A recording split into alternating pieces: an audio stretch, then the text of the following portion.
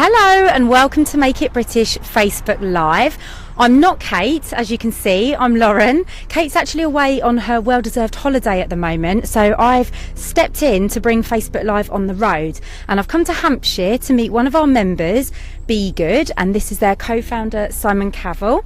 And Simon's brought me to one of their apiaries where we can see where they actually harvest the raw ingredients for their skincare products, which, as you've probably guessed from the name Be Good, are made with bee products. So Simon, the reason we've chosen this week is because it is Bee Week. Can you first of all tell us a little bit about Bee Week and what it means? So Bee Week is a collaboration by lots of different interest groups to do with beekeeping, so Friends of the Earth, and I think Greenpeace and ourselves at Beekeepers generally, and it's all about promoting bees to the big wider world because they're so important for the ecosystem. So bees and other pollinators underpin the entire ecosystem anywhere there's land. So flowers came into existence because there were bees and other insects to pollinate them. So bees and flowers are intrinsically linked, and that means that about a third of everything we eat, so every vegetable, every fruit we'll ever eat, comes ultimately from bees pollinating those fruits to then make them into the things we eat. Wow. Wow. So a lot more to it than honey. Yes, so honey is just one thing. And why do we need Bee Week? So, as people are probably aware, bees and other pollinators are in serious trouble. We've lost 98% of our wildflower meadows since the Second World War, and those areas are very important for the winter, basically, for these insects to overwinter and hibernate before they emerge again in the spring. So their lifestyle is very much based around being active in the spring and the summer, and in the winter they hibernate. And it's those hibernation spaces that are really important, because obviously if we cut them down, there are no more insects to come through the next spring and pollinate all the flowers and fruits and vegetables. So there are three main types of bee. We've got honeybees, which are obviously kept in boxes, and we've been keeping bees for at least 5,000-6,000 years. There are bumblebees, which everybody understands, the big hairy ones. Yep. And there are solitary bees, which are much more discreet and getting quite rare now. And they are very important because they individually are much better at pollinating flowers and fruits than honeybees. Honeybees are generalists, and solitary bees are specialists, and bumblebees are somewhere in the middle. Right. And so it's really important to look after all of them. So this week is really to raise awareness about A, how important bees are, and B, how we can help protect them and look after them and not endanger them anymore. Yes, so we're encouraging people to try and preserve and even increase the spaces we've got for bees in terms of wildflower meadows and other native areas. So we want people to plant lots of native plants. So native plants are really important to bees, especially things like willows and hazels early in the spring because they're the first things that flower, and flowering ivy, which is the last thing that flowers. And both of these things provide bees with food at critical times of the year. Right, okay. And obviously for Be Good, bees are intrinsically important. Can you tell our viewers a little bit about Be Good and what you use from the bees? Yes, so people have been making skincare from bee products for at least 6,000 years that we know of. The Egyptians were the first people to write it down, but we know before that, at least 2,000 or 3,000 years ago, people were using beeswax and propolis medicinally for things like tooth decay. They actually found skulls with fillings made of beeswax and propolis 8,500 years old. Wow. So we're pretty certain people were putting it on their skin, and obviously it didn't exist. And recent excavations in places like Stonehenge and elsewhere in the UK have found beeswax mixed with human hair. So we think people were using beeswax almost like dreadlocks or some sort of hair preparation. We think, we don't really know.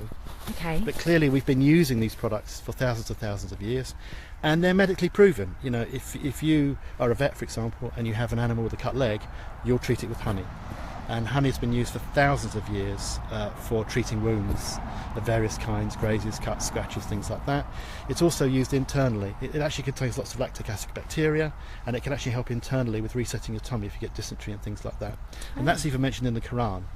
It's mentioned in every holy book, going back thousands of years. So wow. People knew about this a long time ago, and we're simply following the tradition. Yeah. So we simply use beeswax, honey, and propolis, which are things we can harvest from the bees without disturbing them or killing them.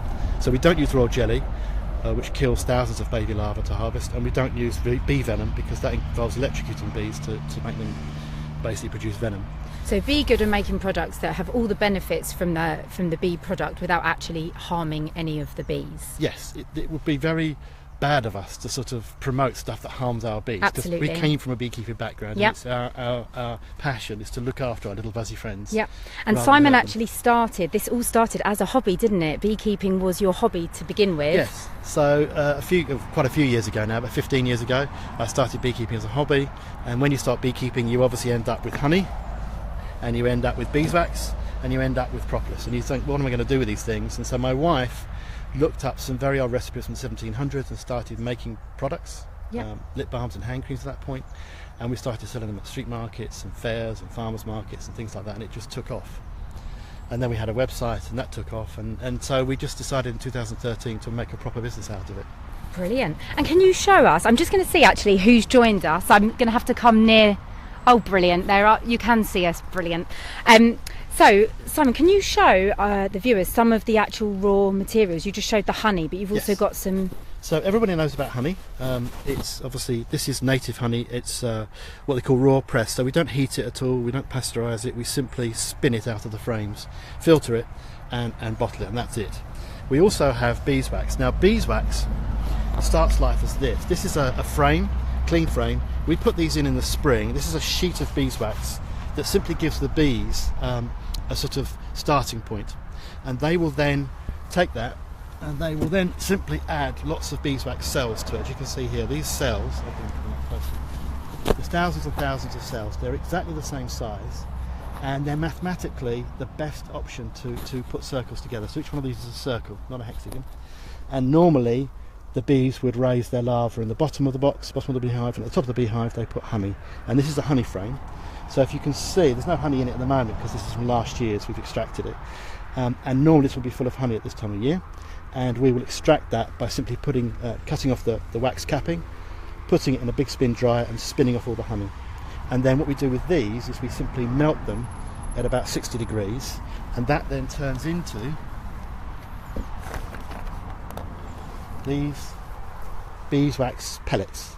And these pellets are just simply about 5 grams each of pure beeswax. They're just filtered, nothing else is done to it. We simply filter it and put them in moulds so they're easier to process. And at the same time, the bees produce another substance called propolis. And propolis is tree resin that the bees collect about this time of year, and they use it to sterilise the inside of the hive. So they coat the inside of the hive. Ooh, things are knocking off.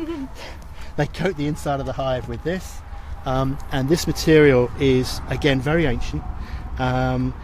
If you've ever heard of frankincense, this is frankincense, but frankincense comes from one particular tree in Ethiopia. This is tree sap collected from a variety of local trees, and the bees collect it, as I say, coat the inside of the hive to sterilise it, and we simply put frames or special grids at the top of the hive. The bees want smooth surfaces, so they fill in all the bumps. Then we take the grid away, stick it in a freezer, whack it so all the propolis comes off like toffee. It's like hard toffee, and then it creates this substance here, which is sort of brown and gooey. Propolis is amazing. It's got 300 active ingredients, lots of polyphenols, lots of other very powerful antiseptics, antivirals, antifungal ingredients. It's been used for everything from fillings to throat treatments to lung cancer treatments to prostate cancer treatments. Wow. It kills HIV, it kills everything basically. Wow. But it's natural, and we don't really understand how it works, but it's something to do with the 300 active ingredients all working together. You can't analyse and take out one individual one. Yep. They're all working together. So we put these products, in fact we take this and we make it into a tincture, or in this case an oil like this. And this is sort of a native raw ingredient. And we take these and we formulate our product range, and everything here contains beeswax and or honey and propolis in various formats, and everything is made in this country. It's made in a little factory in Yorkshire, and we use British plant oils. So we use things like raspberry oil and strawberry oil and blackberry oil, blackcurrant oil, cranberry oil, which is a relative of oilseed. We use oilseed oil as well. Everything we do is try and be as British as possible. Yeah. And these recipes go back a long time, hundreds and hundreds of years, and we know they're effective and people seem to like them. Absolutely. And you just mentioned about using British oils, but you're good and passionate about using everything British though, aren't you? You Yes. use British bees, British oils, British packaging, British cardboard packaging. boxes, We use seed balls with native seeds. So every time somebody buys from us online, they get a little pack of seeds. There's 100 seeds in here in a seed ball, and they're native British bee plants, which are good for our bees. So you can plant them in your garden or a window box. And we also have chocolates. I'll get my chocolates. Chocolates? These are beginning to melt in the heat. So these I might have to eat them. These are little bee chocolates made for us by a lady in the New Forest called Lizzie of New Forest Chocolates, and they are absolutely fabulous. They contain honey, and they are our secret weapon. People absolutely love these. In fact, people sometimes send us emails going, I don't care about the skincare products, I want chocolate. Can I have the chocolate? And we say, no, you've got to buy the skincare products first. It's unfortunate, just starting to melt in the heat, but that's that.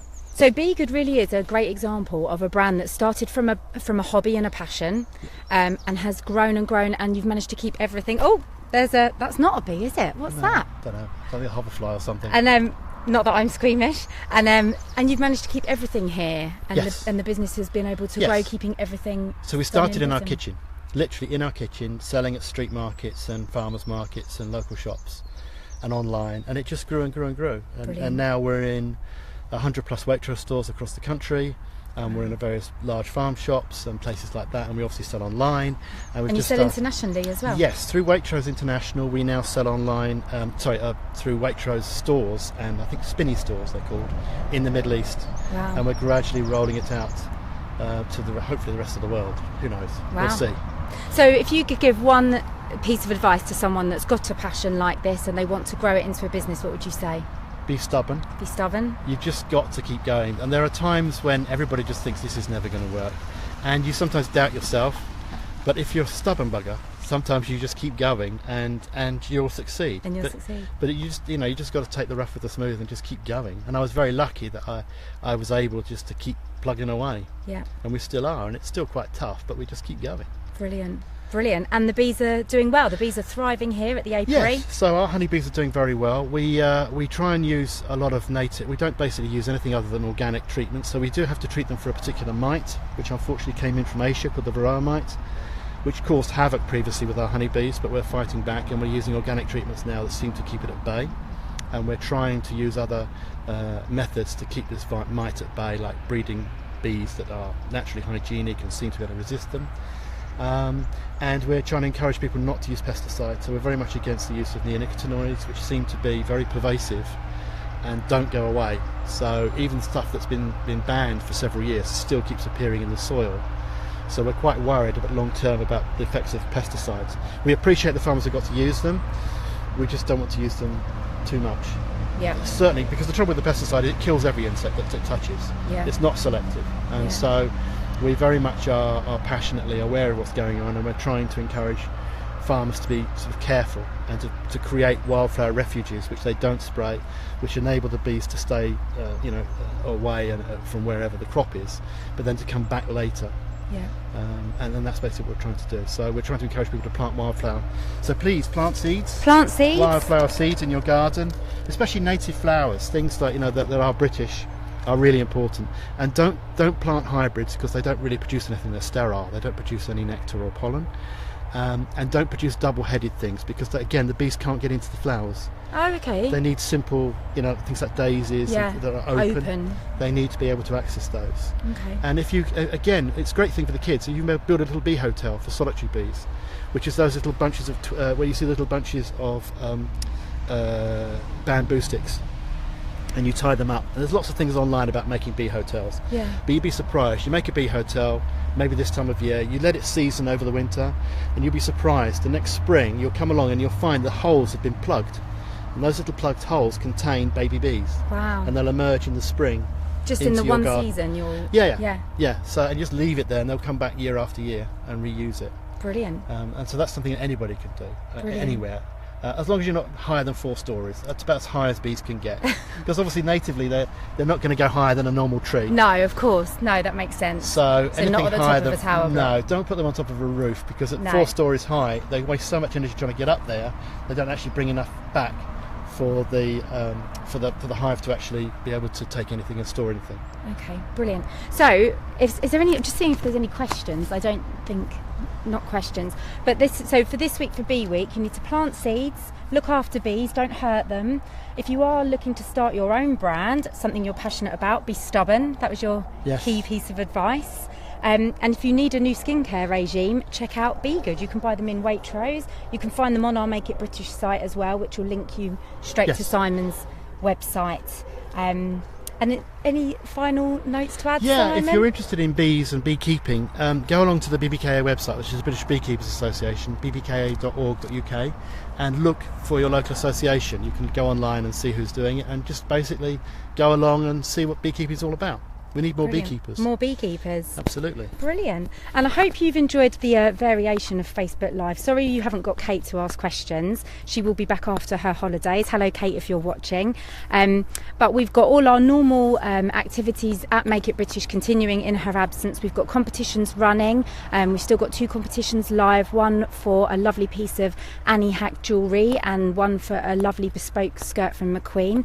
We've got new members this week. We've got Katie Walker's Furniture, which is lovely, Lucy Jane, who's a pattern cutter, Evo Supplies, who do skates and trolleys, so if you've got your own business they might be very useful to you, and also a brand called Useful and Practical Ideas, which link really nicely with the bees because they make a flower tower to help you plant flowers in your garden even if you're very lacking in space. So check them out. And we're going to put all of this information, obviously this video will be on our Facebook page for you to come back and watch again, but we've also done a more extensive interview with you, Simon, about the product and the brand, and that will go live on our site later today, and this video will be in that article as well. So that's all from us, I think. We're going to leave the bees in peace. Yes, let them go. Thank you so much, Simon, for your time and for bringing us to the lovely apiary. Thank you very much. Have a good week, everyone. Bye.